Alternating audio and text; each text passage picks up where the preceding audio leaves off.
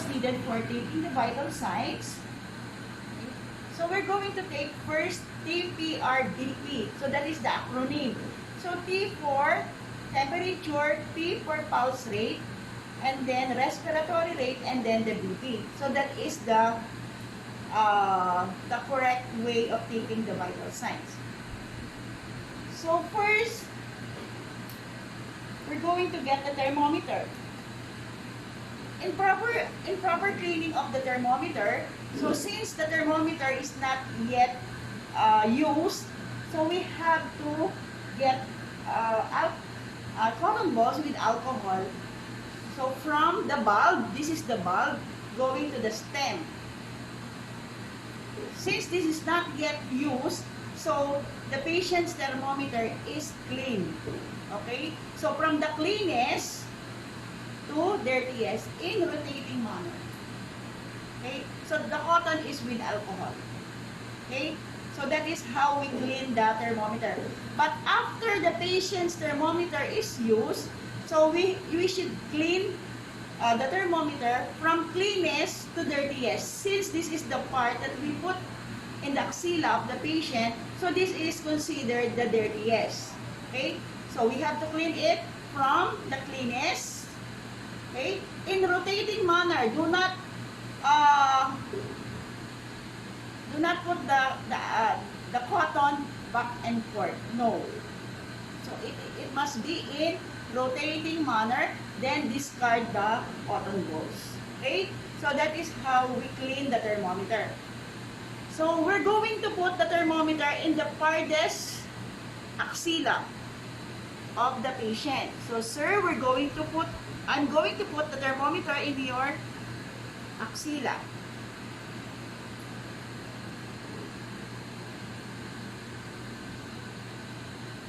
In the Pardes part of the extremity, ha? Okay? So since this is a dummy, so we cannot put the thermometer in place. But if you're a human, definitely you're going to put the thermometer here and then place the elbow or the arm in the chest so that it will keep the thermometer in place. Okay? So that the position of the patient must be like this. And then we can now, while waiting for the thermometer to finish, because the thermometer will be read after 7 minutes, so we can already take the pulse rate. Okay? In taking the pulse rate, we have to consume 1 full minute. Okay? So it must be in line with the thumb, using the 2 fingers. Okay? Count. After 1 minute, you already know what is the pulse rate of your patient. But do not remove your hands while taking the respiration of your client. Because, why? If you remove your hands, so he will be conscious of her respiration. So the tendency of the client is to hold his breath. So the correct way of taking the respiration is hold the patient in the pulse, where the pulse is, and then count for the respiration of the client in 1 full minute.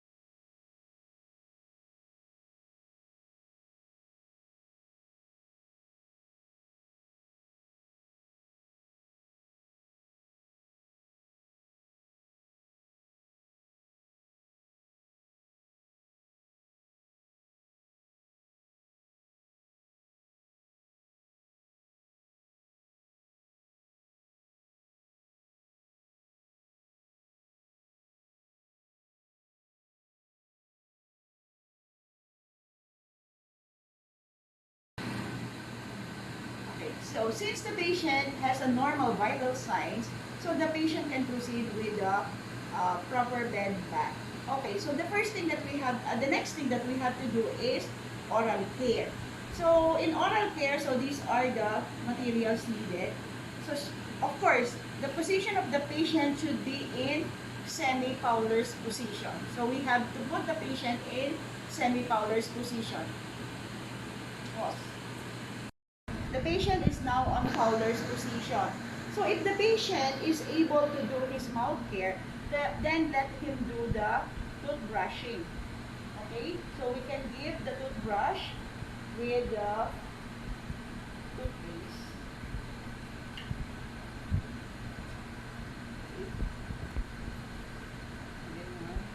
And then let him do the toothbrushing.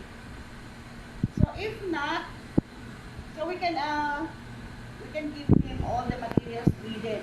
So he can pour the dirty water here. Okay? But if the patient is not able to do his mouth care, so you will be the one to do the mouth care for him.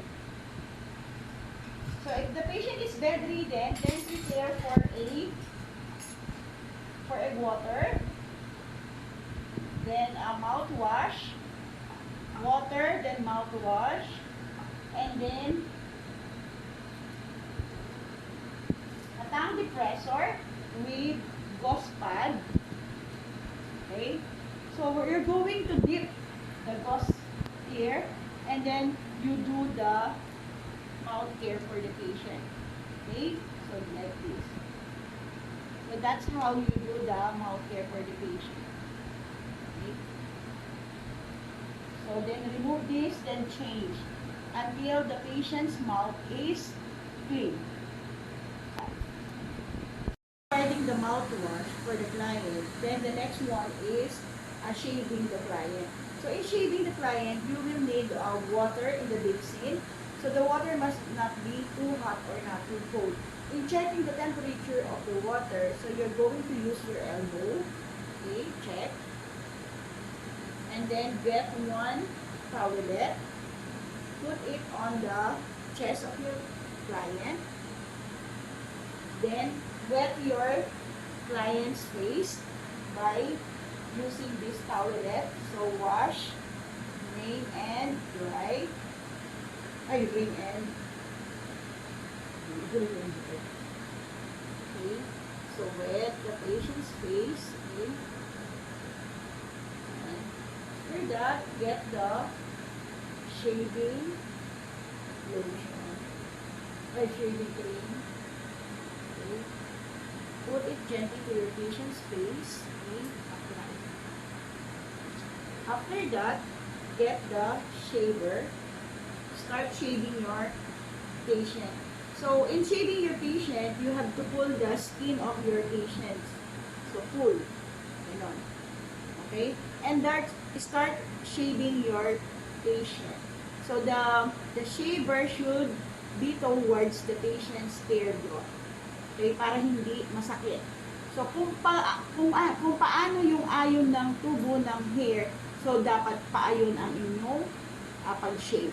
So, in this part, so the patient should be shaved like this. Okay? Pag ganon. Okay? Kung dito sa part na to, pag ganito naman. So, hindi dapat, masakit para sa patient. So, kung di naman sa part na ito, sa may baba, so dapat pag ganon. Okay? Ganon kasi ang growth ng hair sa patient. Okay? So, after that, wash it with a wet towel, wash and wring, and then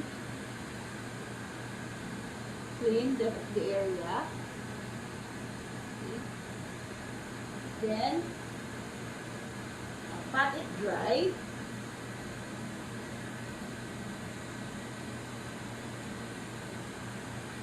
Pat it dry. After the patient's skin is dry, then apply the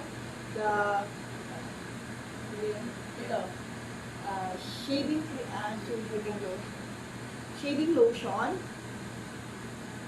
apply it to the patient's face, and then that's it. Then remove the gloves. In removing the gloves, so it must be like this na. Then the garbage na. After the shaving, so first attend to the client's personal needs. So ask the patient if the client ask him if he is defecating or urinating. If the answer is yes, then you have to position the patient and remove first the top sheet. Okay? So remove the top sheet and fold it into square, to a big square. Okay. So after you have folded the blanket into a big square, then put it in the client. Okay. And then apply, put it in diagonal position. So this is the diagonal position. The tip and the tip is here. Okay, that is the diagonal or diamond. And then undress the patient's pajama or trousers. So remove the trouser. Pause. Remove the trousers or pajama. So put the patient, put the gloves or wear the gloves. After you have worn gloves, then put the patient or place the patient in dorsal recumbent position. So flex the knees of your client.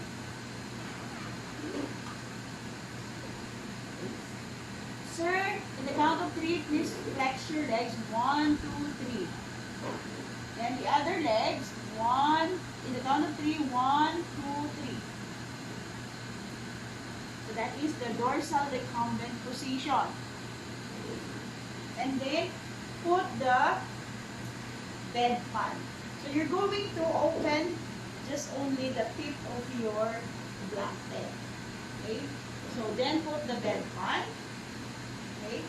In the count of 3, so ask the patient to lift her his or her pelvic area. 1, 2, 3. Dito ka na. Patient is going to defecate, then leave the patient for a while for privacy. So for the male client, it is going to urinate only, then you can offer this urinal. Okay?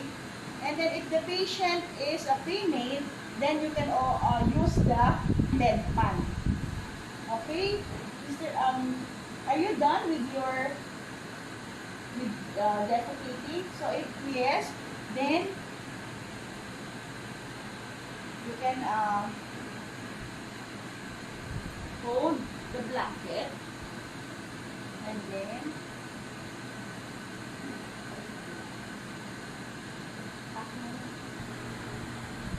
so if the patient is through in doing his personal thing, then you can check the patient's output. Okay, so just roll down the blanket and then check for the output. So check for the consistency, the amount, the color. So then you have to document it, and then you can pour water for the patient. So check again the water if it is too hot or too cold. So pour water for the patient. So for now, we're going to clean the patient's perineal area, female perineal area. Okay. So pour water. Okay. After pouring water, so as much as the patient's perineal area is clean. Okay. And then you can if there is a pieces in the bedpan, you can place a tissue so that it will not sprinkle in the patient's perineal area.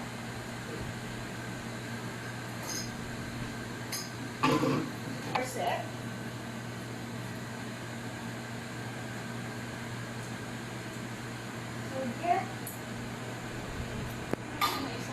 Before you get the cotton balls, so complete the assessment for the patient. So check the bulbar area. So if it has redness, swelling, or irritation. So do it at once, okay? Then get the cotton balls, okay? Then dip it in water, okay? So squeeze a little in the cotton balls, and then start cleaning the mons pubis area. So the mons pubis area is this top, okay? From top to bottom, okay? From here, in the mons pubis, going downward, okay? Down to the anus, then discard. Do not back and forth the cotton, okay? Then get another one, okay? As long as or until it is thoroughly clean. So clean, okay? Then down until thoroughly clean, then discard. Okay? The next one is get another one. Okay? Using the figure of 7. Okay? So mons pubis, here from here in the groin, going to the mons pubis 7, going to the anus. So that is using the figure of 7. And get another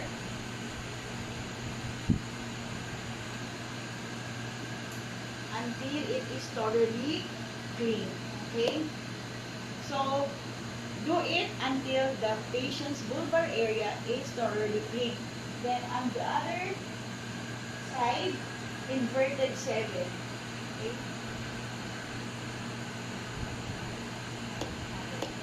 So you see, it is the cleaning should touch the mons pubis going to the this is the labia majora, this is the labia minora.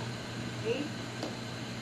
So, halimbawa, figure of 7, okay, mons pubis going to the labia majora, the labia minora, the inner part, and then going to the anus. Okay? So, if it is not yet thoroughly clean, then repeat the procedure. Or just do it like this. And then to completely clean the area. And then include the growing part, this one, going out. Same thing with this. Or like this. And this one. So that's how we clean the perineal area. So figure of 7. Or you can use your hands or this corset. Like if you use your hands, so just the same. Figure of 7. Okay? Then going down, going to the labia majora, then to the labia minora. Minora is in the inner part. Then going to the anus, then do not touch the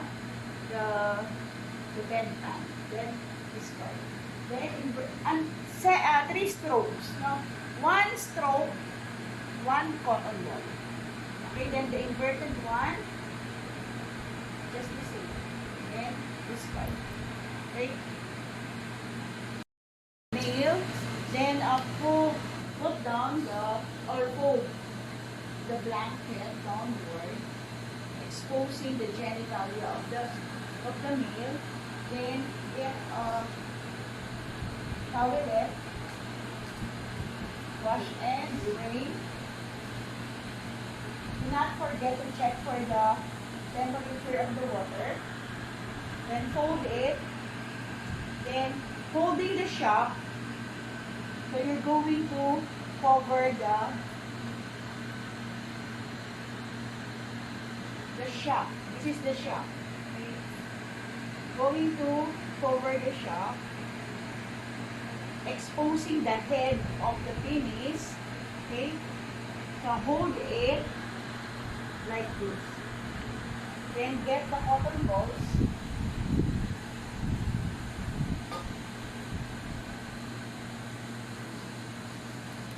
get the cotton balls, squeeze, then clean the head of the shaft. Okay, clean the head around, so single stroke only, then discard, then get another cotton balls, then repeat until it is already clean. Okay? Okay, just repeat until it is thoroughly clean. And then get cotton buds. Okay? Dip the cotton buds, both tip, in the water. Okay? Then clean the tip of the shaft of the penis. So do not retract the patient's penis, because it can stimulate. It will stimulate, and then alam niyo na kasunod. Okay, so just clean the tip, then the other one. Repeat until thoroughly clean. Then get another cotton buds. Wet the cotton buds, and then clean the creases. Okay. Then discard. Patient is uncircumcised, so you have to retract gently the foreskin of the patient. Okay, retract gently, and then clean it with cotton balls. Okay, because you know already that this is the dirtiest part of the male.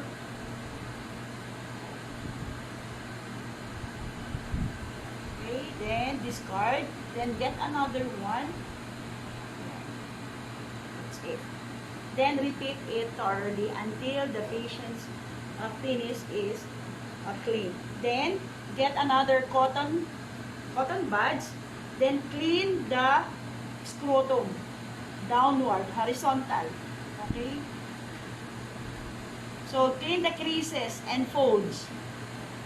Okay, then discard. Repeat the procedure until it is thoroughly clean. Then the towelette, then in downward manner, so you have to wipe the patient's penis. That's it. After the perineal care, so you're going to remove the bedpan. In removing the bedpan, so you're going to put down the blanket, and then ask the patient to move upward his pelvic area. Sir, in the count of 3, please move up your pelvic area, and then pull the bedpan. 1, 2, 3, up.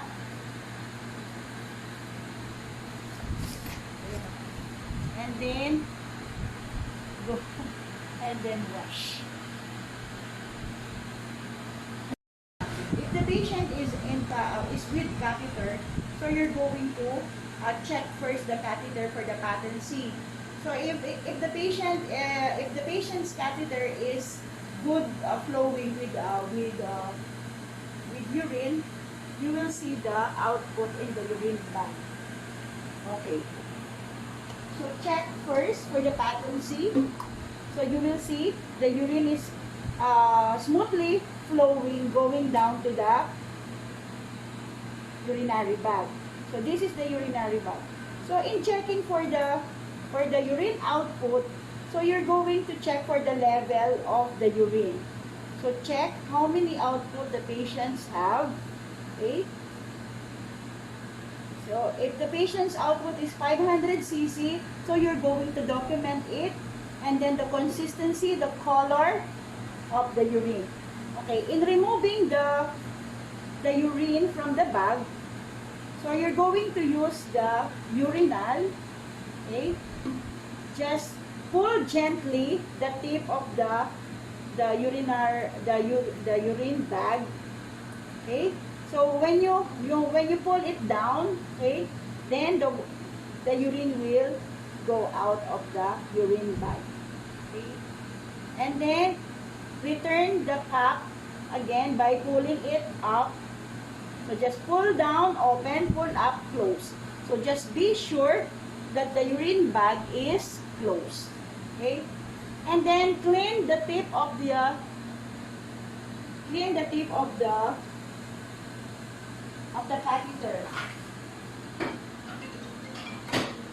Again, check for the swelling, irritation, and the placement of the catheter. Okay?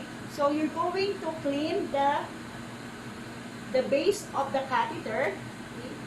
Here, the base of the catheter up the base. Okay, just wipe the catheter or the hose. Okay, wipe it. So that is how you care for the catheter. And then check for if it is loosely, so you can place a tape in the patient's legs. And then if you see that there is a problem in the patency of the patient's catheter, just okay. If there is problem with the patency of the urine in the catheter, just bend the hose and then try to give a pressure and then remove. And then check if the urine is flowing. So if you cannot do it, then call the attention of the nurse or the doctor. After disposing the feces in the bathroom, then you're going to place the patient into its original position, which is the supine position. So, sir, I will put down your legs in the count of 3. 1, 2, 3. So from dorsal recumbent to supine position. Okay, in the count of 3. 1, 2, 3. And then, so from semi-folders, so you will put down the bed to supine position. Move your gloves.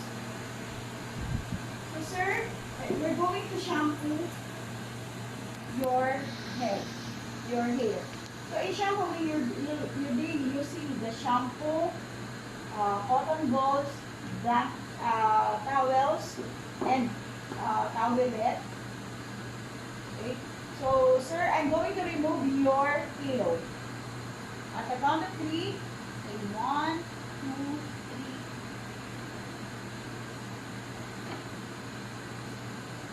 Then, sir, I will position you diagonally. Okay? At the count of 3, please help me. Okay, going to your right. Okay, 1, 2, 3. Then the leg part. Then this is the telepad. So you'll be using the telepad. So the telepad must be inflated. But it is okay if your telepad is not inflated. Okay? You will put it underneath the patient's head. Okay, sir, at the count of 3, I will put the telepad. 1, 2, 3. So the telepad tip must be, or tail, must be in the pail.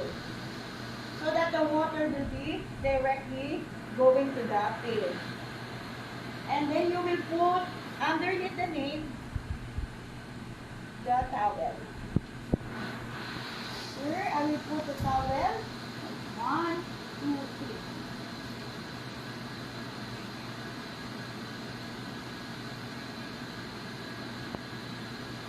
Then across to the patient's chest. Okay. Then put the blindfold to your patient so that the eyes will not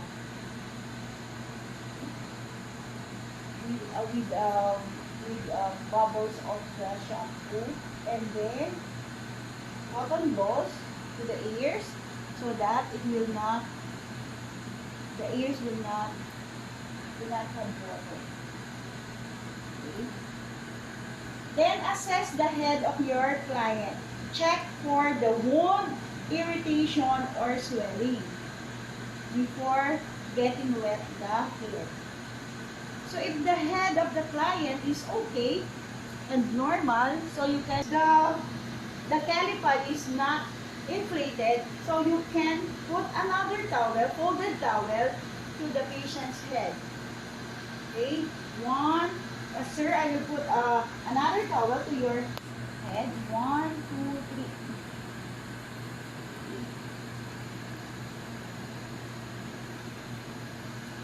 Okay, so check for the assess the head of the patient for the swelling, irritation, or lice or dandruff. So if the patient's head is normal or healthy, then you can proceed with the wetting of the hair. Okay, so get water. Check if the temperature of the water is not too hot or not too cold. Then wet.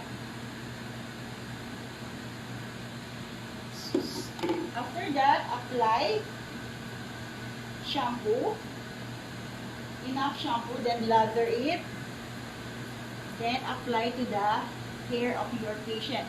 So you have to massage the patient's head from inner, okay, inner to outer. Okay? Okay? Going to the side, to the occiput. Okay? And then after that, you will rinse the hair of the patient. Rinse.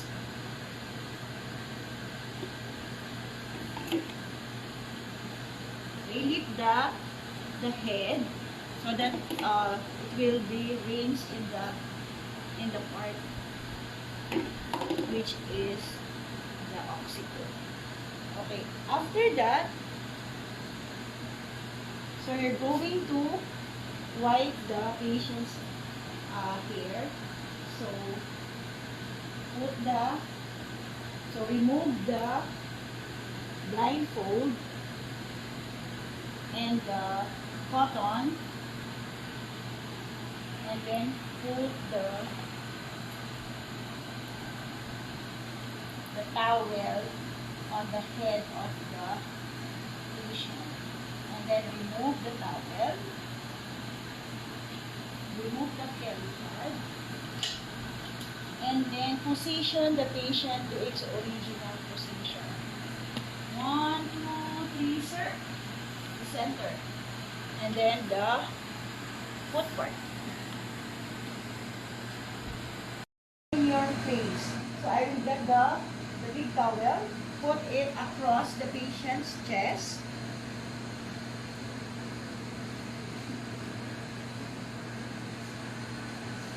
Then check the water if it is not too hot or not too cold. Then get the towelette. Then wash and drain.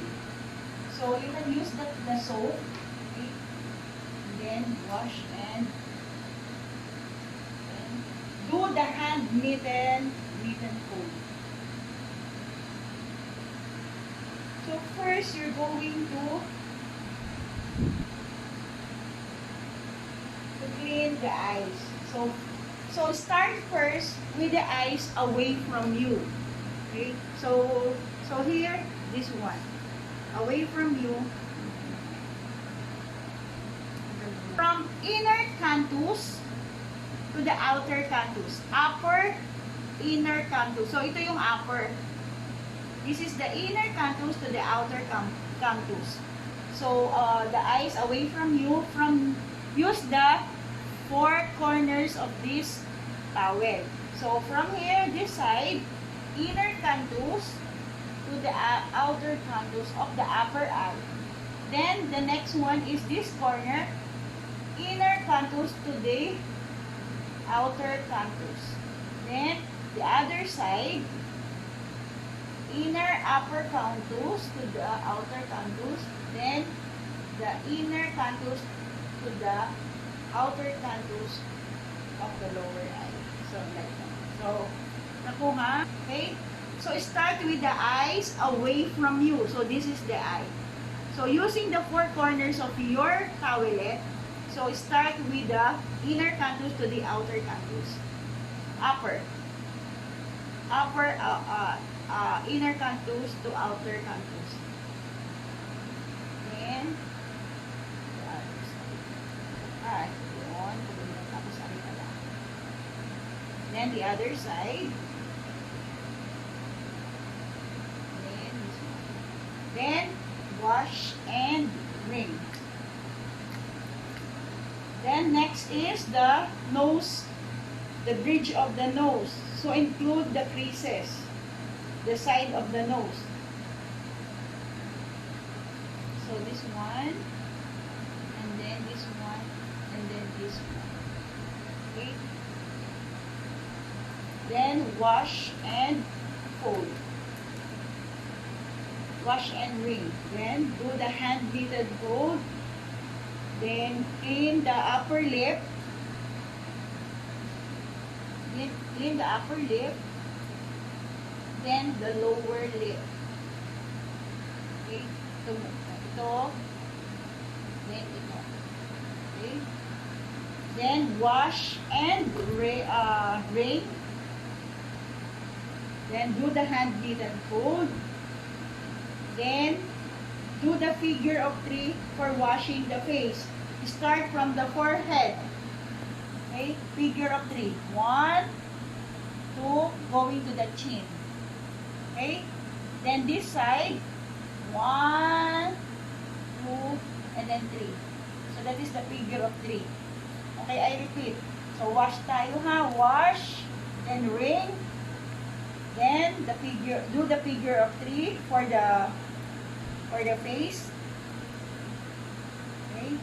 From start to the forehead, going to the cheek, going to the chin. Then the other side, from the forehead to the cheek to the chin. In the face, then get a dry towelette and then pat dry the face. Okay?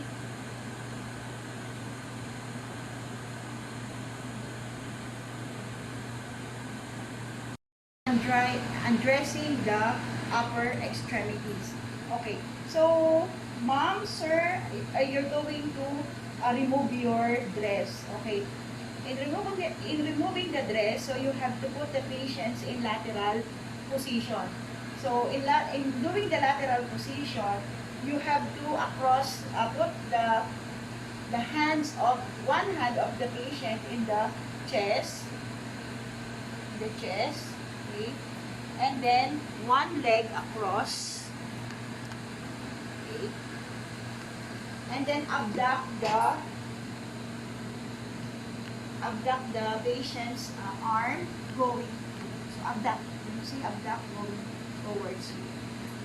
Sir, in the count of 3, I will put you into the lateral position. 1, 2, 3. So make sure that the patient is holding the rails, the side rails.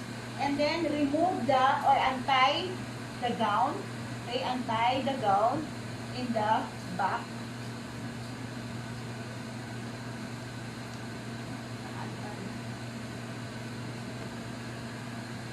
Okay, after untying, then sir, I will put you on your original position.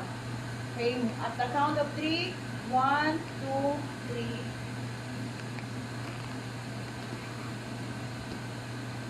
Then, start with the unaffected hand. So, this is the unaffected hand. So, remove the gown. Why on the unaffected? Because you can already fold the hand or move the hand. So, yan. And then, the other one. is already loosened with the affected area. The clothes is already loosened in the affected area to remove it. And then from underneath, you're going to remove the gown without removing the towel. Then put the gown on the laundry bin.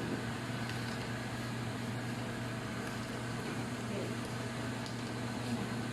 So next is cleaning the upper extremities. In cleaning the upper extremities, so we need the 4 basins. So why 4 basins? So we need for water for rinsing or wetting the patient's extremities, then for soaping, then for rinsing, and then another basin for soaking the hands. Okay, so we have the towel, the soap, and the 4 towelettes. Okay, so first, before I proceed with the procedure, I'm going to explain the LAPM method. So what is the LAPM method? So the LAPM method, L starts for lateral. So this is the lateral. You know already, side. This is the lateral. Okay? Lateral method is proximal to distal. So in wiping the patient's body and the patient's extremities, you will start from proximal to distal. So paganon. Okay? Next is the anterior. Anterior is this one. From proximal also to distal. Okay? And then the posterior. Posterior is the back. Okay? From proximal to distal also. Okay? And then the medial, which is included your axilla.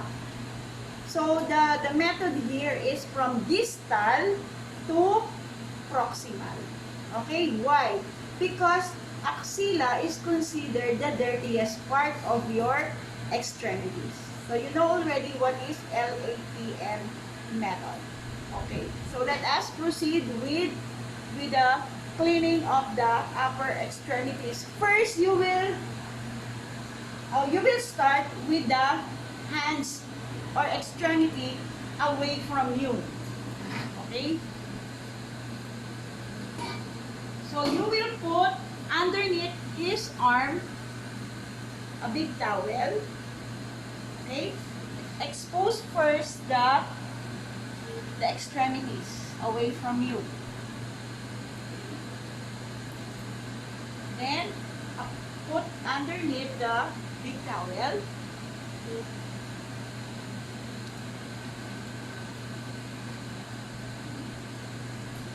Then get the hand, the towelette. Then wet the part. Okay, so wash and wring. Then wet. Do the handwritten fold. And then wet the lateral part of the extremity. This is the lateral part. Okay, up to the digits of the hands. And then wash and wring. Then continue with the wetting of the hands using the LAPM method. So from the lateral going to the proximal to distal, including the fingers. Then the anterior part go from proximal to distal, going to the digits of the hands. And then from posterior to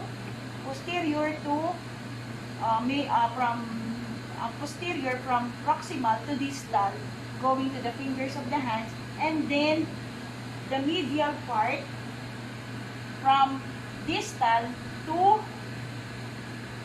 proximal. Okay? And do the LAPM method. Then get another towelette. Wash and wring. Put soap. Okay, with soap. Then do also the LAPM method. So just do the same procedure. So LAPM from lateral Okay, lateral to posterior to distal, then the anterior proximal to distal, then the posterior proximal to distal, then the medial from distal to proximal. So do not forget to include the finger. Okay, pay attention to the digits of the hands because the dirt is in between the digit of the hands. And then next is rinsing. In rinsing, just the same, wash and rinse. And then begin also by using the LAPM method. Okay? So you know already the LAPM from lateral, so proximal to distal, then anterior proximal to distal, then posterior proximal to distal, and then the medial from distal to proximal. Okay? And then get the water and then rinse the hands. Okay? Rinse the hand. Pay attention to the digits of the hand. Okay? And then pat it dry using the towel underneath the patient's extremity.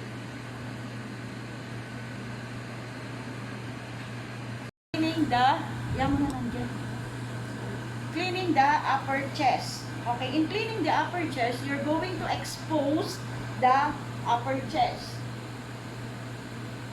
Expose the upper chest without exposing the breast. Okay? So just the same procedure. So rinse with or wetting the patient's chest by using the same procedure from medial to lateral. Okay?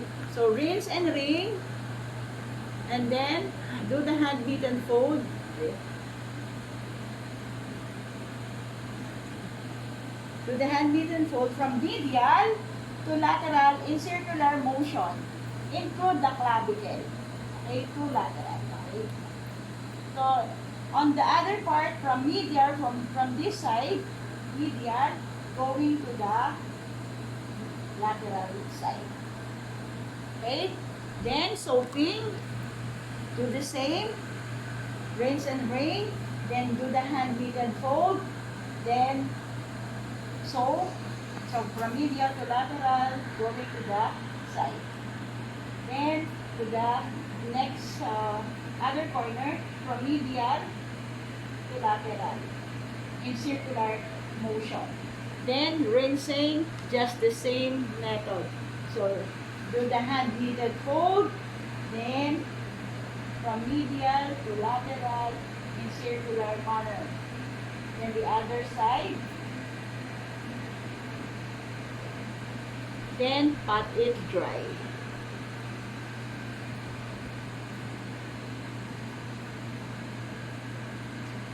Then we will proceed with the cleaning of the breast area. So before you clean the breast area, inform first the client. Okay, ma'am, I'm going to clean your breast. Okay, so if it is okay with the patient, because breast is a very private part, so we have to understand that we have to inform first the client. So expose the breast one at a time. Okay, so lift the drape and then expose the one side of the breast, and then get the cotton balls, wet the cotton balls, and then clean from the areola, clean from the nipple, then to areola in circular motion. So from the nipple, okay, in circular manner out of the areola, like this. So clean, repeat until thoroughly clean. So clean the nipple, okay, going out, inner to outer, in circular motion. Okay. Then expose Then get another cotton balls. Clean the nipple. Then outer part, the areola, from inner to outer. Discard. While cleaning for the patient's breast, take down notes also if the patient's assess for the patient's breast if there is a wound, irritation, or redness of the breast. Then after the breast, so we're going to clean the lower chest. In exposing the lower chest, so we're going to roll up the towel and exposing the lower chest. So lift up the breast if it is then exposing the lower chest, so we're going to clean it with rinse with wet the part with water. Do the hand knead and fold. Then from medial to lateral, from the cleavage going to the lateral side underneath the breast, under the breast. Okay, from the cleavage going to the in circular motion going to the lateral side. Then with the other corner of the towel from the cleavage go under the breast going to the lateral side in circular motion. So do the same in soaping the patient's lower breast. So you have to do the hand knead and fold from the cleavage again under the breast going to the lateral side, then the corner going to the other side. Do the same procedure. And then rinsing with water. So do the hand knead and fold. Do the rinsing by from here, from the medial part, which is your cleavage, underneath the breast, going to the lateral side, then the other corner of the towel using the same procedure on this side. Then pat it dry.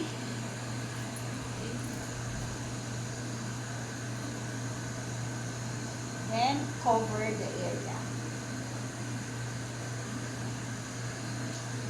So in cleaning the abdominal area, so you have to expose the abdominal area. Then check for the navel. So navel is yung pusod. So check if there is irritation, redness, or any sign of inflammation. So if there is none, then you can proceed with the cleaning. So if there is irritation or wound in the navel area, you can clean it with cotton buds with betadine in circular motion. Okay, so if there's no irritation, then you can proceed with the cleaning of the navel. In cleaning the navel, get the cotton buds.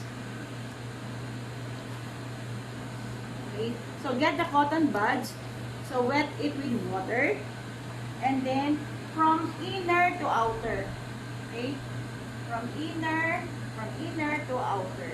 Okay, then the other side from inner to outer. Okay, until it is thoroughly clean. Then proceed with the wetting of the abdominal area. So rinse and drain. Then do the hand knead and fold. So just the same procedure from medial to lateral in circular motion. So from medial to lateral. So yan, hanggang sa side. Okay? And then the other corner, doing the same procedure from medial to lateral. Okay? So then the soaping, just the same procedure. Do the hand knead and fold from medial to lateral. Then the other side. Then the rinsing from medial to lateral din ang ating procedure. Okay, do the hand knead and fold from medial to lateral. Then the other side. Then it's done.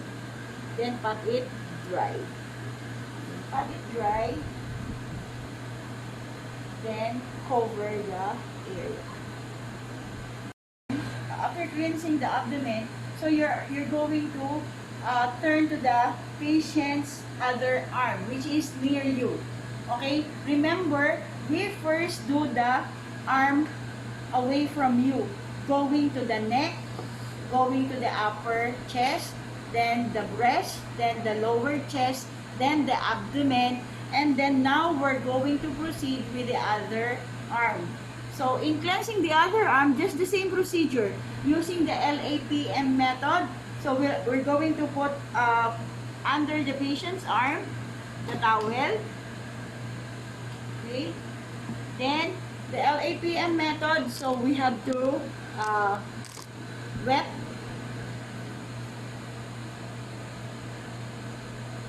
the extremity from lateral, okay,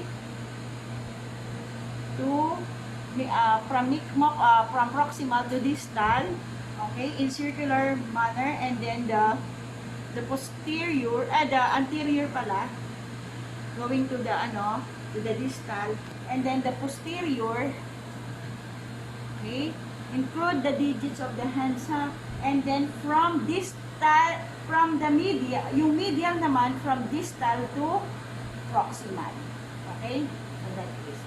So then the soaping, just the same, do the hand needle fold, do the Lapn method, and then so ganun din, okay, tapos yung anterior, tapos yung tapos yung medial, okay, so then rinsing, Lapn method again, from lateral, proximal to distal, then anterior, then the posterior, then the medial, tapos pat dry. So you can pat it dry by other towelette or using this one. Okay, then I forgot another towel, and then soak the digits of the hands, the fingers, then clean. Pay attention to the interdigits of the hands. Okay. Then pat it dry. Then cover it with towel. Cleaning the lower extremities. So again, start the cleaning of the lower extremities away from you. Okay? So first, you're going to inform the client that you're going to clean the lower extremities. Remember to do not expose the genital area of your patient, because it is included in your lower part of your body, the genital area. So avoid exposing the genital area. So first, you're going to ask the patient to a dorsal recumbent position of the other extremity, the one that you will clean. Okay, sir, at the count of 3, I will flex your legs. Okay, your left leg. Okay, so 1, 2, 3, flex, dorsal recumbent position, pero isa lang leg. And then put the towel underneath. Okay, the towel. And then return to its original position. Sir, at the count of 3, I will put down your legs. 1, 2, 3. And then expose the area to be clean. Okay? So remember not to expose the genital area. So nakaganyan. Okay? So just the same procedure with the upper extremities, you're going to use the Lapn.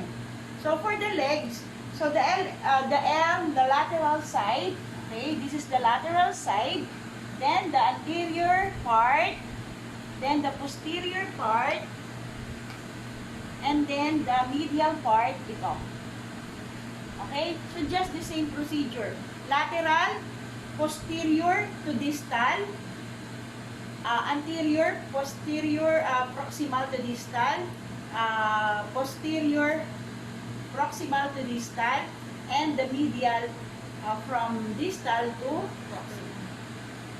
Okay, so first again, you're going to wet the patient's leg. Okay, wet. Do the hand-knitted fold. Then, from here, sa lateral side, going down, include the patellar area, going to the posterior, distal part. Okay? Then, sa anterior, okay? Then, the posterior, okay? Then, the medial. Okay? Then, the soaping.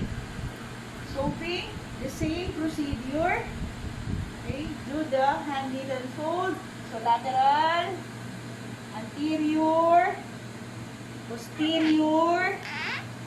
Sa posterior, include nyo rin yung, itong may, dito, itong sa likod ng, buhol. Okay, and then, dito sa medial. Okay, and then, rinsing. Do the hand-knitted fold, the Lapn method. Okay. And then the last one is the soaking of the foot. Kasama din sa pag dito.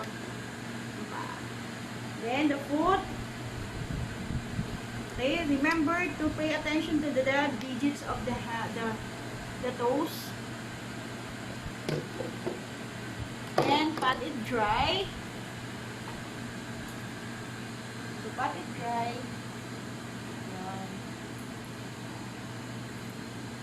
Then, ito. I-cover ito. Pwede. Okay. Do the same procedure to the other legs. Okay?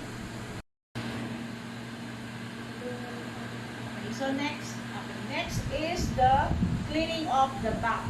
In cleaning of the back, be sure that the patient, you have to apply again the side rails because you're going to roll down the patient into side lying position. So in side lying position, so be sure that the side rails is locked so that the patient will not get down or fall. Okay. So just the same procedure with the going to the lateral side of the patient. So do the lag roll technique. So in lag roll technique, so yung sinabi ko sa inyo, flex the arms, no? And then the legs. Okay, cross the legs, and then pull the patients towards you or abduct the patients towards you. Okay, 1, 2, 3. Sir, I'm going to put you at side lying position. Okay, in the count of 3, 1, 2, 3. So yeah, be sure that the patient is holding the side rails, okay, so that he will not get down the bed. Okay, then expose the back of the patient. Check for any bed sore or any irritation or inflammation on the back of the patient. If there is one, then you have to clean it with betadine or plain NSS or the 0.9 NaCl. So, yun ang pinanglilinis sa mga bed sore. So, kung wala naman, then proceed with the cleaning of the back. If there is one, then you have to put gloves in cleaning the wound. Okay, so if there is not one,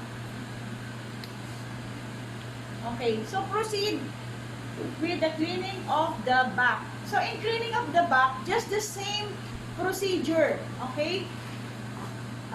In rotating manner din yung ating pag-massage. Kasi bakit rotating manner? Baka magtaka kayong why it is in rotating manner. It is in rotating manner so that you will improve the circulation of the patient. In that way, parang minamassage nyo na rin ang inyong patient. So first, you're going to, so sir, please hold the, okay, it's just the same, wetting din tayo, and then, rinse and fold, do the hand, mitten, and then from neck, going down the pelvic area. Okay? So, ganyan, kasi nalinis nyo na naman yung mga side na yan eh. Okay? So, paikot, okay, in rotating manner, up to here. Okay? So, yun. Tapos, do the soaping, do the hand knit and fold. Okay? Kung nakaka-hand knit and fold na yan. Ganun din. Okay? Ganon. And then, rinsing, do the hand knit and fold. Rinse. Okay? Just the same procedure. And then, pat it dry. Okay. So, to avoid soiling of your bed, so you can put another towel to avoid soiling of the linen. If in case you're not going to change the bed linen, if you are going to change the bed linen, then no need to put another towel. So kung malinis pa naman ang bed linen ninyo, then you can put a towel so that it will not get soiled. Okay? So then proceed. Then put the patient in its original position. Sir, I'm going to put you down into your original position. To the count of 3. 1, 2, 3. Okay.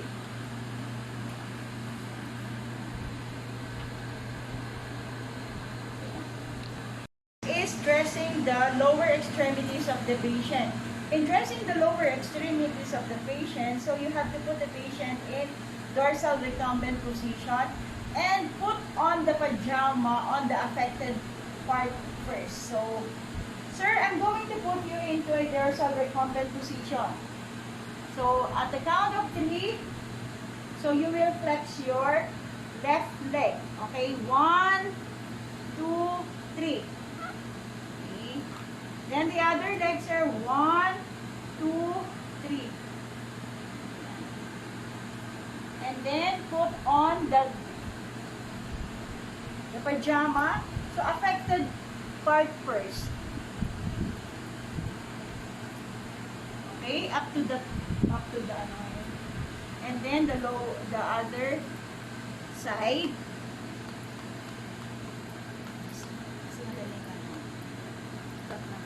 Waist of the patient. Okay. Up to the waist. Then finish na. Sir, I will pull your pajama up to your hips. If you can lift your hips, then on the count of 3, 1, 2, 3, look. Okay? So yan. And then put down your legs. At the count of 3, 1, 2, 3. Then at the count of 3, 1, 2, 3. And then we will remove the top sheet.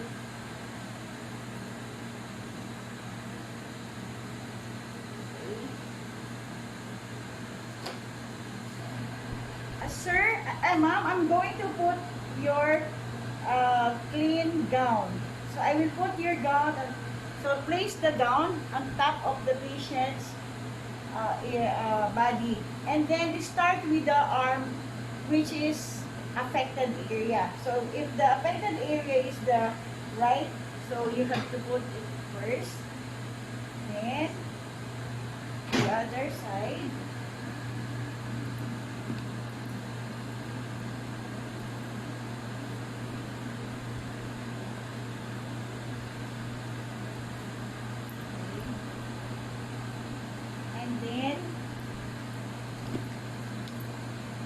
And then remove the towel underneath. Then put it in the laundry bin. And then tie the gown. Nag-release na siya. Okay, sir. I'm going to tie your gown. So you're going to do the side lying position again. Okay? In the count of 3 na, sir. Okay, I will put this to your chest and then 1. Okay. At the count of 3, sir. 1, 2, 3. And tapos tie the gown.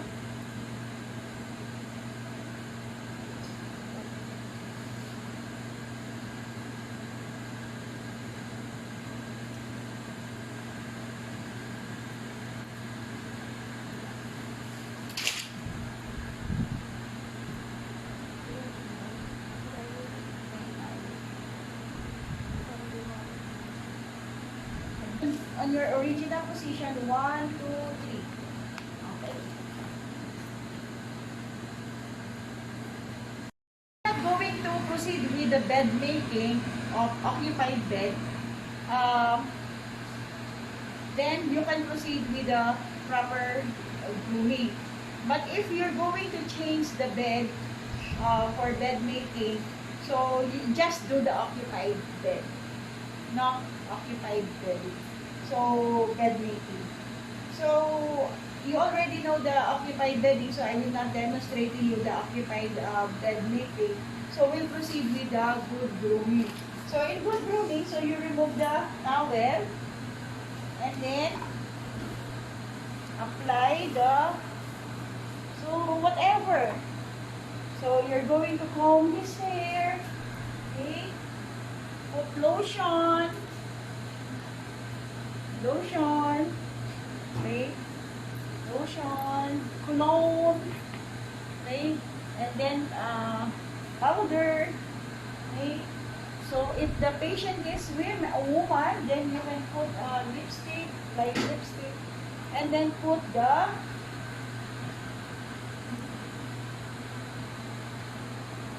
pillow. Okay, 1, 2, 3. Okay, sir. How do you feel now, sir? Oh, great. Also, you have to put another blanket for the patient. Blue blanket.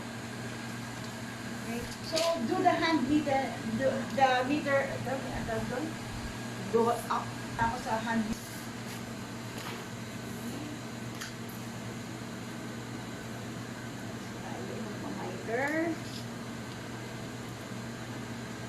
Dahil nagpalit tayo ng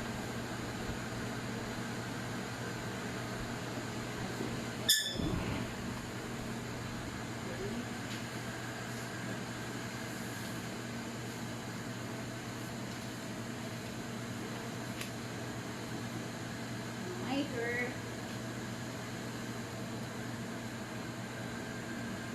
Yan. Insert. So, ito yung triangle. Ayan. Okay.